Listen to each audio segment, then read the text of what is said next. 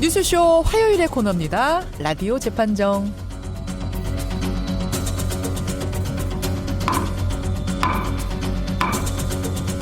논란이 되고 있는 이슈나 인물을 저희가 스튜디오 재판정 위에 올려놓고 여러분의 평결을 기다리는 코너죠. 근데 오늘은 특집으로 준비를 했습니다. 일단 인사 나누고 시작할게요. 내용희 변호사님, 노상국님 어서 오십시오. 안녕하세요. 이제 크리스마스 얼마 안 남았어요. 어떻게 준비하셨어요? 크리스마스도 무슨 준비를 해야 되나요? 당연하죠. 경건한 마음으로 목욕제기 경건한 하고. 마음. 그럼요. 메리 크리스마스 한번 해주세요. 메리 크리스마스. 오늘 노 변호사님 이렇게 네. 상큼하세요. 네. 컨셉이. 진짜요? 아침부터. 아침부터. 그리고 약간 입술 약간 부르트셨잖아요. 피곤해서 그게 마지막 끝물이에요. 이제 나으려고. 네. 그래서 어떤 분들이 그런 얘기 몇 번 해주시다가 드디어 어제 네. 선물을 보내셨어요. 여기 바르라고. 바르라고 3종 세상에. 세트를. 네. 저는 지금 보니까 뭐가 생각나냐면 약간 빨갛게 지금 딱쟁이가 앉았는데 너무 하트 강조하지 마. 모양이야. 입술 위에 하트 스티커를 붙이신 것이 너무 예뻐요. 진짜요? 우리 아이. 상큼한 노 변호사님. 백성 변호사님 인사 준비해 오셨나 네, 모르겠네요. 어서 안녕하세요. 오세요. 백성원 변호사입니다. 저는 트리 준비 다 했고요, 집에. 아, 원래 이맘때쯤 딱 되면 네. 되게 급해지지 않나요? 마음이 왜? 아, 올해 다 왜 끝났으니까. 한 살 그리고 넘었구나. 이제 오늘 18일이죠. 네. 진짜 13일밖에 안 남았는데 어떡하지? 이런 분들이 굉장히 많을 텐데 사실 저는 지금 요때쯤 제일 중요한 게 여유인 것 같아요. 그러니까 13일밖에 안 남았네가 아니라 와, 올해 13일이나 남았다. 라는 생각을 하고 억지 아닙니까 좀? 네, 하나하나 차분하게 정리하는 그런 한 해 준비한 거 되셨으면 맞아요? 좋겠습니다. 갑자기 생각났어요, 준비 이게. 안 한 것 같은데. 내가 아까 물어봤잖아요. 준비하셨어요. 딴짓하고 계시길래. 아니 괜찮아, 의미 있어. 좋았어요. 여유롭게 하더니만. 이럴 아니, 때일수록 여유를 여유를 갖자. 가져야 돼요, 정말. 여유를 갖자. 중요합니다. 오늘이 그러니까 라디오 재판정 올해 마지막 시간이에요. 왜냐하면 다음 주 화요일은 크리스마스. 그래서 이제 그렇죠. 크리스마스 특집 뮤직쇼를 저희가 준비하고 있어요. 김현정의 뮤직쇼를 준비하고 있어서 오늘 이제 마지막 재판정인데 일단 두 분은 크리스마스 하면 떠오르는 노래 백 변호사님 노래 저는 워낙 많이 하시고 12월 한 중순부터 12월 말까지 제일 많이 듣는 노래입니다. 뭡니까? 네킹콜의 더 크리스마스 송이요. 더 크리스마스 송 네, 이 노래는 들으면 제가 아까 말했던 그 여유 있잖아요. 그 여유가 뭔지를 느낄 수 있어요. 조금만 불러주실 수 있어요? 못해요 이건. 왜요? 어렵습니다. 너무 노래가. 혹시 잠깐 그럼 찾아서 조금 좀 뭐지? 크리스마스 송? 네킹콜께? 한번 들려주시면 더 좋고요. 네, 지금 열심히 찾고 계신 것 이건 같아요. 아니고 좀 찾고 계세요 지금? 네. 일단 그럼 노 변호사님의 크리스마스 송은 저는 너무 나이를 짐작하게 했기 때문에 말하기 싫은데.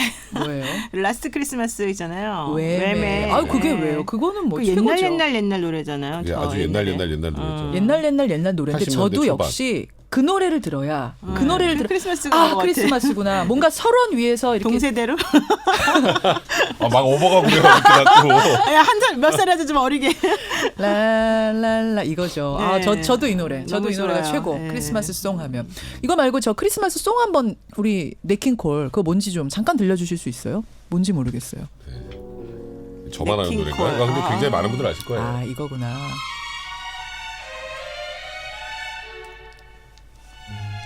금방 찾네요. 미리 준비해놨던 거예요. 금방 디지털이라서. Chestnuts roasting on an open fire. 뭔지 알겠다. Jack Frost nipping 약간 그 at 좋은 your 카페에 밖에 창밖에 눈이 막 내리고 있는 거예요. 우리는 모닥불 그 페치카 앞에 앉아 있는 지금 오늘 소파에 계속 밀고 있는 여유. 여유 소파에 등을 딱 기대고 연인과 함께 듣는 그런 노래로 줄이세요. 이제 재판정 가야 돼요. 자, 여러분 이런 여러분의 크리스마스 송 크리스마스 하면 이 노래다 하는 거 이제 보내주시면 돼요. 그걸로 다음 주 화요일 크리스마스 특집을 만들 겁니다. 어떻게 보내시면 되냐면요. 샵 1212로 지금 문자를 보내주세요. 나 뮤직쇼 참여하고 싶다. 크리스마스 특집. 출연하고 싶다. 괜찮네. 출연이나 마찬가지예요. 여러분의 사연이 소개되면. 김현정의 뮤직쇼 출연하고 싶다 하면서 샵 1212로 지금 문자를 보내주시면 저희가 자동 회신으로 링크를 하나 보내드릴 겁니다. 그럼 그 링크를 받으시고 거기에다 폼을 채워주시면 돼요. 신청곡 뭐 이런 걸 적게 저희가 형식 폼을 보내드릴 겁니다. 그러면 우리가 함께 12월 25일을 함께 보내는 겁니다. 예, 여러분이 추천해 주신 그 노래와 함께. 괜찮다. 좋네요. 이런 아이디어는 누가 내는 거예요 도대체? 저 밖에 계신 저분? 이건 누구 아이디? 이건 아마 우리 정다솜 작가 아이디어가 아닐까. 역시 우리 제일 역시. 어린 작가. 반짝반짝하네요. 제가 스카우트가 될 것 같아요. 자, 여러분 샵 1212로 50원의 단문입니다. 참여 뭐 특집 크리스마스 송 이렇게 보내주시면 바로 링크 보내드릴게요. 자, 이렇게 해서 올해 마지막 라디오 재판정이 오늘 되는 건데 오늘은 2018년 총결산이라면서요. 그렇죠. 일단 두 분 변호사들이 보시는 개인적으로 올해 최고 판결, 가장 의미 있는 판결, 뭐 가장 유의미한 판결, 노 변호사님. 저는 헌법재판소 그 대체복무제 없는 양심적 병역 거부 처벌 조항은 헌법 불합치다. 그리고 이제 대법원 전압이 그것 때문에 양심적 병역 거부로 군대 가지 않았던 사람을 처벌하던 것을 이제 바꿨죠. 예, 예. 그래서 무죄 판결을 얼마 전에 냈는데요. 예. 그래서 뭐 성호 양지훈 씨 아드님도 뭐 여기 해당된다 이런 얘기 나왔었어요. 양심적 병역 거부 예. 판결 이게 올해 최고의 판결. 최고라기보다는 하여튼 가장- 좀 제가 좀 충격받았던 혹은 큰 변화를 저에게 가져온 판결. 임팩트 있었던 그런 판결. 그런 판결. 근데 사실은 이제 이거 이렇게 되면 형평성에 어긋나는 거 아니냐. 여전히 사실은 판결 후에도 폭풍이 있죠. 논란은 있거든요. 저는 그래서 무죄 판결 난 것에 대해서 조금 사실은 이거 조금 성급하다 생각을 해요. 왜냐하면 헌법재판소의 결정은 예. 헌법 불합치 그 해당 조항이 헌법 불합치라고 하는 것을 얘기하는 거지. 예, 그래서 이게 무죄는 사실은 아니었는데 대법원에서 이걸 가지고 딱 이번에 무죄 나오니까 예. 좀 뭐 하여튼 제가 받아들이기에는 좀 너무 속상했겠다. 다른 군대 갔다 오신 분들 뭐 이런 생각도 좀 하고 그랬어요. 근데 뭐 대법원에서 헌법 불합치라는 건 이제 헌법에 합치되지는 않는데 예. 이 병역법 조항이 당장 없어져 버리면 그냥 양심적 병역 거부자 말고 일반 그냥 병역 거부자도 처벌을 못하는 문제가 생기니까 이 양심적 병역 거부자를 처벌하는 건 위헌이니 예. 내년 말까지 예. 바꿔라라는 게 이제 그 헌법재판소의 결정이었는데 대체 복무를 할 안을 내놔라. 네, 내놔라. 예. 근데 이제 대법원 입장에서 보니까 일단은 헌법재판소에서 지금 양심적 병역 거부는 위헌인 상태니까 네. 이걸 바꾸라고 해놓은 상태에서 유죄 판결하는 것도 사실 맞아요. 좀 힘들죠. 문제가 될 수 그거죠. 있어요. 약간 그러니까 좀, 이제 좀 어쩌다 보니 대체복무제가 없는 상황에서 무죄 판결이 나와버린 거죠. 그런 근데 어쨌든 상황. 그래도 저는 이 양심적 병역 거부 양심적이란 말에 조금 거부감이 사실은 좀 있고요. 개인적으로는 예, 어쨌든 그렇습니다. 알겠습니다. 그 판결을 꼽아주셨고 백 변호사님은 올해 가장 주목하는 혹은 개인적으로 가장 최고라고 생각하거나 사회를 변화시켰다고 생각하는 판결. 그러니까 노 변호사님의 얘기했던 양심적 병역 거부자에 대한 판결은 세상이 이렇게 변해가는구나라는 걸 느껴지게 하는 데는 예, 판결이라면 예, 예. 사실 저는 개인적으로 제일 의미 있었던 건 그 일제강점기 강제징용 피해자들 네, 첫 승소 맞아. 판결. 물론 이걸로 그 신일철 죽음인가요? 거기에서 직접 돈을 아직까지 받지는 못했지만 예, 예. 그래도 1965년에 이제 국가 간에 체결을 했던 한일 청권 협정 있잖아요. 예. 거기에 우리들은 전혀 참여하지 않았는데 거기서 맘대로 합의를 했다라고 하는 거 계속 지금까지 그게 이어져 왔는데 예. 그 합의에는 개인적으로 손해를 입은 것에 대한 청구권을 포기하는 게 아니다라는 거. 그리고 또 하나 논란이 된 건 이게 굉장히 옛날 일이잖아요. 예, 예. 굉장히 옛날 일이면 보통 우리 민법에 보면 권리는 일정한 시간이 지나면 소멸을 합니다.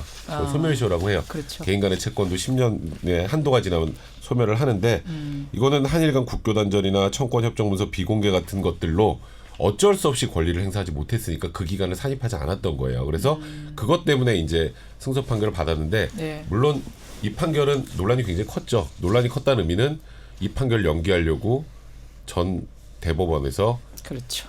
지금 우리가 말하는 이제 사법농단 예. 그런 문제들까지 불거지게 만들었던 그러니까 이게 그만큼 한일 간에는 굉장히 예민했던 맞습니다. 뭐 그런 판결이기 때문에 좀 의미가 있다고 봅니다. 두 분이 개인적으로 가장 기억에 남는 2018년 판결을 골라주셨는데 이 밖에도 크게 주목받진 못했지만 우리 사회에 의미 있었던 판결.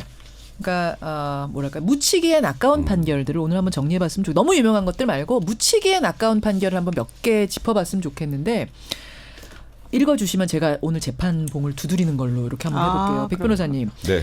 2018 묻히기엔 아까운 판결 첫 번째는 뭡니까? 네. 스마트폰 배달앱 소속 배달원에게도 사측이 산재 보상을 할 책임이 있다입니다. 이거 치라고 시켜가지고 네, 잘하셨어요. 저희 PD가 시키는 대로 좀 쳐봤습니다. 네, 아직까지 저는 깜짝깜짝 놀라요. 근데 너무 센 것 같은데 안 이게 괜찮으세요? 라디오로 오히려. 들으면 크지가 않아요. 그렇구나. 굉장히 제가 세게 쳤는데 네, 되게 팔이 아프실 것 같아요. 아파요. 네. 이거 무슨 판결이에요, 백 이게 변호사님? 왜 좀 의미가 있냐면요. 예. 이 내용을 일단 먼저 간략히 설명을 드리면 이 피해자는 고등학교 2학년 학생입니다. 예. 근데 가정 환경이 굉장히 어려워서 음식 배달 아르바이트를 하는데 이제 이게 음식점에 취업해서 배달하는 게 아니고요. 예. 요즘에 스마트폰 배달 어플리케이션으로 음식 많이 시켜 드시잖아요. 예. 근데 거기서 이 애플리케이션에 가맹한 가맹식당에서 배달 주문을 받으면 그거를 이 A군이 이 고등학생 A군이 받아서 전달하는 그런 배달 대행업체에서 일을 하는 거예요. 그러니까 이제 업무 시간이나 근로장소 이런 거 전혀 정해져 있지 않죠. 이게 어떤 식이냐면 스마트폰 앱에서 배달콜이 딱 울리면 가장 먼저 도착한 배달원에게 일을 주는 거예요. 대리운전하고 똑같은 시스템이네요. 그렇죠. 콜 받아서 먼저 잡은 사람이 그렇습니다. 하는. 그래서 배달 수료가 건당 2,500원에서 많으면 4,500원 정도 되는데 그러니까 말 그대로 이수수의 목숨을 거는 전투콜 배차 똑같은 거죠. 근데 이제 이 학생이 2013년 11월 26일에 친형 오토바이를 빌려 배달을 가다가 무단횡단하는 보행자 충돌해서 결국 하반신 마비가 됩니다. 아이고. 그래서 근로복지공단에서는 이건 업무상 재해 맞다. 이건 전형적인 업무상 재해잖아요. 그렇죠. 그래서 산재 보상을 해줬어요. 예. 근데 이제 문제는 아니 우리 배달 대행업체 A군을 고용했던 아니 우리가 근로계약 체결한 것도 아니고 배달 수수료도 음식점이라는데 왜 우리가 돈을 그걸 물어줘야 돼? 하면서 소송을 낸 그런 사건입니다. 그러니까 산재보험 산재를 인정해줬는데 산재 인정해주면 그 업체에서 줘야 네. 되는 거예요? 근데, 보험공단에서 주는 게 네, 아니라? 그렇죠. 그러니까 공단에 주고 이쪽에서 이제 구상권 행사거나 그런 방식일 그런 식이 되는 텐데 건데. 산재 보험을 드는 거죠. 이 업주들은. 그러니까 이 배달 대행 업체 입장에서는 아니 우린 근로계약 체결 안 했고 그렇죠. 수수료도 음식점에서 받는데 왜 우리가 그 보험료 우리가 인상이 되잖아요. 아무래도 그렇게 되면 왜 우리가 그걸 책임져?라고 소송을 냈던 겁니다. 그런데 재판에서 결론은 어떻게 난 거예요? 1, 2심 모두 이 A군 개인 사업자다. 이러기 때문에 사실은 산재 보상 받으면 안 된다. 개인 사업자다. 마치 트럭 가지고 개인 운전하듯 대리가 개인이든. 그렇죠. 그러니까 이제 산재 보상으로 당신이 이미 보험료를 받았다 하더라도 치료비까지 다 물어내라. 그러니까 이제 너무 억울하잖아요. 근데 올해 5월 달에 대법원에서 이게 다 뒤집어졌어요. 4년 6개월 만에. 사고가 난 지 4년 6개월 만에 대법원에서 아무리 개인 사업자처럼 배달하는 친구지만 이 사람 이 청년인가요? 청년에게도 산재를 인정해줘야 된다라고 그러니까 1, 2심을 뒤집는 판결. 그렇죠. 배달 대행앱 노동자는 음식 배달원이 아니라 택배원이다 이렇게 말을 하면서 택배원. 음식 배달업은 각종 음식점 등에서 고객의 요구에 따라 해당 요리를 특정 장소까지 배달하는 사람인데 택배원은 고객이 주문하거나 구매한 상품 등을 원하는 곳까지 운반해주는 자다. 그럼 요점은 뭐예요? 음식 배달원이냐 택배원이냐가 중요해요? 아니죠. 근로자성이 중요한 거잖아요. 근로자성. 그러니까 근로자를 인정받을 수 있느냐. 그러니까 똑같은 음식을 배달하더라도 음식점에 직접 고용이 되면 근로자로 인정이 돼서 노동관계법 보호를 받을 수 있지만 택배원은 원래 특수고용직으로 분류가 돼서 산재보상 등의 일부만 적용을 받아요. 근데 어쨌든 중요한 것은 그럼에도 불구하고 산재보상을 받을 수 있도록 파기환송이 됐기 때문에 이 친구는 어쨌든 이 좀 어느 정도는 보호를 받았다는 거 이게 중요하죠. 근데 이제 근로자성을 전면적으로 인정한 건 아니다. 때문에 일부만. 또 근로자성 인정이 돼야 또 여러 가지 또 다른 보호들도 받을 수 있잖아요. 이 부분은 이제 앞으로 좀 고민해봐야 될 문제입니다. 그래요. 2018년 묻히기엔 아까운 두 번째 판결. 이거는 노 변호사님이 좀 읽어주세요. 네. KBS 세월호 보도에 개입한 혐의로 재판을 받던 무소속 이정현 의원 1심에서 징역형이 선고됐습니다. 이거는 최근에 나온 판결인데 그렇죠. 이 판결의 의미는 뭡니까? 이게 이제 2014년 4월 16일 세월호 참사 직후에 KBS가 해경 등 정부 대처와 구조 활동 문제를 이제 주요 이슈를 다루니까 이정현 당시 청와대 홍보수석이 김시곤 당시 KBS 보도국장한테 전화를 걸어서 뉴스 편집에서 빼달라 이런 압박을 했단 말이에요. 그 기사 빼달라. 그렇죠. 그래서 방송 편성에 개입한 혐의로 징역 1년, 집행유예 2년을 선고받았는데 이게 이제 금고 이상의 형을 선고받게 되면은 의원직을 상실할 수밖에 없어요. 근데 아직까지는 1심이니까 2심하고 3심이 어떻게 나올지 이제 확인해 봐야 됩니다. 요거 한번 인서트를 좀 듣고 갔으면 좋겠는데 이게 지금 이정현 의원이 2014년 4월 21일 이게 지금 그러니까 KBS의 국장한테 김시곤 녹취가 된 거였죠. 네, 그렇죠. KBS 국장한테 보도국장한테 전화한 바로 그 목소리 듣겠습니다. 해경이 잘못한 것처럼 그런 식으로 몰아가고 해경이 갖고 정부를 이거 뜯으러 써야지 그게 맞습니까? 준비할 때 좀 극적으로 좀 도와주십시오. 극적으로. 아예 그냥 다른 걸 대체를 좀 해주든지 아니면 한다면은 말만 바꾸면 되니까 한 번만 더 녹음 좀 한 번만 더 해주시오. 하필이면 또 대장이 KBS로 오늘 봤네. 하필이면 또 세상에 대통령이 KBS를 오늘 봤네. 대통령이는 뺐지만 문맥상 보면 하필이면 박근혜 대통령이 오늘 KBS를 봤네. 말만 바꾸면 되니까. 이거 정말 이런 사고방식이 녹음 있네요. 한 번만 더 해주십시오. 극적으로 도와달라고 그러고. 자, 이거는 정말 뭐라고 해야 됩니까? 그러니까 언론을 흔드는 이거는 정말 있어서는 안 되는 일이죠. 언론이라고 근데 하는 아마 게 공정성이 청취자분들도 생기는데 이걸 뭐로 처벌하지? 라고 생각하시는 분들이 있을 거예요. 근데 이게요. 방송법에 규정이 있습니다. 누구든지 방송 편성에 관해서 법률에 의하지 않고는 어떠한 규제나 간섭도 할 수 없다. 간섭을 해서는 안 된다. 이게 87년에 만들어진 조항이에요. 그렇군요. 잘 그런데 만들었네요. 처음으로 처벌을 받는 거예요. 31년 만에. 진짜요? 그러니까 이 방송법 조항이 제가 그래서 이런 게 있나라고 좀 생각하셨을 텐데 사실 재판부에서 했던 말 중에 전 제일 기억에 남는 게 이게 31년 만에 이제 방송에 개입해서 첫 처벌을 받는 사례가 되지 않았습니까? 근데 아무도 법 조항을 위반하지 않아서가 아니라 국가 권력이 언제든지 쉽게 방송을 접촉해서 원하는 바를 이룸으로써 편성에 영향을 미쳐 왔는데도 관행으로 치부해왔기 때문일 것이다. 그러니까 처벌받을 사람도 훨씬 많은데 그동안 처벌받지 않았던 건 이걸 다 관행으로 치부해왔기 때문이다. 재판부가 굉장히 뼈아픈 부분을 와, 이게 더 놀랍네요. 그렇죠. 방송법이 관행으로 있는데 봤다는 거잖아요. 처음으로 이게 죄라는 거를 법원에서 인정한. 그렇죠. 근데 궁금한 게 우리 이제 방송 하시니까 아시겠지만 이런 식으로 이렇게 좀 뭐 좀 빼주세요, 이거 좀 해주세요, 마세요 이런 얘기 자꾸 들어오나요? 사실 뉴스쇼 앞으로는 안 들어와요. 저희 아무리 그렇게 해봤자 안 움직일 거라는 걸 알기 때문에. 그걸 방송할 것 같아요. 빙고 그건데 그거긴 한데 이런 건 있어요. 그러니까 해명. 빼달라는 아니지만 이 부분은 이러이러해서 잘못 지금 보도가 필요하죠. 나갔으니까 알아주십시오라는 건 있어요. 이런 건 당연히 뭐 양쪽 이야기를 충분히 판단해보고. 듣고 판단해야 돼. 그런 전화는 얼마든지 환영을 합니다. 하지만 빼라 넣어라 봐주십시오. 이거는 맞아요. 말도 안 되는 거고. 그렇죠. 이거를 휘둘린 아까 KBS 국장도 말이 안 되는 거고요. 그렇죠. 자, 1심은 이렇게 났고 이게 확정 아닙니다. 항소를 한 상태. 그렇죠. 예, 항소를 한 상태. 자, 시간이 하나 더 있나요? 뉴스쇼가 선정한 올해 묻히기에 아까운 판결 세 번째. 백 변호사님. 네, 이거는 미군 기지촌 성매매 위안부 국가 손해배상 판결입니다. 뭡니까? 사실 올해 2월 초에 나왔는데 많은 분들이 좀 잊고 계시는 판결인데요. 1950년대 주한미군 주둔지 주변에서 미군을 상대로 하는 상업지구 이제 기지촌이라는 게 만들어졌고 이곳에서 이제 성매매가 벌어졌었는데 이거 이제 기지촌 위안부 피해자들은 이제 성매매뿐만 아니라 성병을 관리한다는 차원에서 강제 격리 수용 등 이중 고통에 시달렸습니다. 그런데 이제 2014년 6월에서야 이제 목소리를 내기 시작을 해서 국가배상을 청구를 했는데요. 법원에서 이렇게 판단합니다.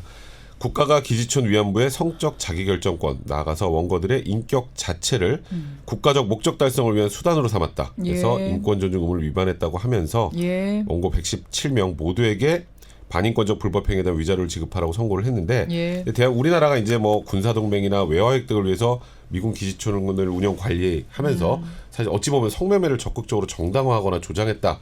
이런 상황이기 때문에 그 당시에 피해를 봤던 분들 전부 피해 회복을 해줘야 된다라고 하면서 이제 이런 부분들이 사실 이런 판결들이 이제 세상이 조금씩 변화하고 있구나라를 느낄 수 있는 그런 판결이기 때문에 선정을 해봤습니다. 자, 2018년 묻히기에 아까운 판결들 몇 개를 짚어봤고요. 내년 들어서는 이제 올해 마지막 위자료가 얼마였는지 아세요? 얼마요? 강제 수용 피해자들한테는 700만 원씩, 나머지는 300만 원씩. 아이고. 117명이니까 좀 뭐 되겠지만 사실 그 정도 가지고 적네요. 되겠습니까? 적네요. 네. 내년 라디오 재판정에서는 또 내년에 주목할 이슈들 우리가 좀 살펴보기로 하고 두 변호사님 30초 남았는데 10초씩 새해 인사. 벌써 새해 인사. 맞아. 25일 남았구나. 올해 한 해 여유 가지시고 마무리 잘하시기 바랍니다. 내년에 새해 복 많이 받으세요. 노 변호사님. 내년에 무조건 잘 될 거예요. 걱정하지 말고 힘내십시오. 좋습니다. 두 변호사님과 함께 올해 참 즐거운 라디오 재판정이었습니다. 내년에도 우리 웃어가면서 어려운 이슈들이지만 웃어가면서 한번 여러분과 함께 우리 청취자 여러분과 함께 지혜를 모아가도록 하죠. 두 분 한 해 고생 많으셨습니다. 네, 고맙습니다. 고맙습니다. 백성문 변호사, 노영희 변호사였습니다.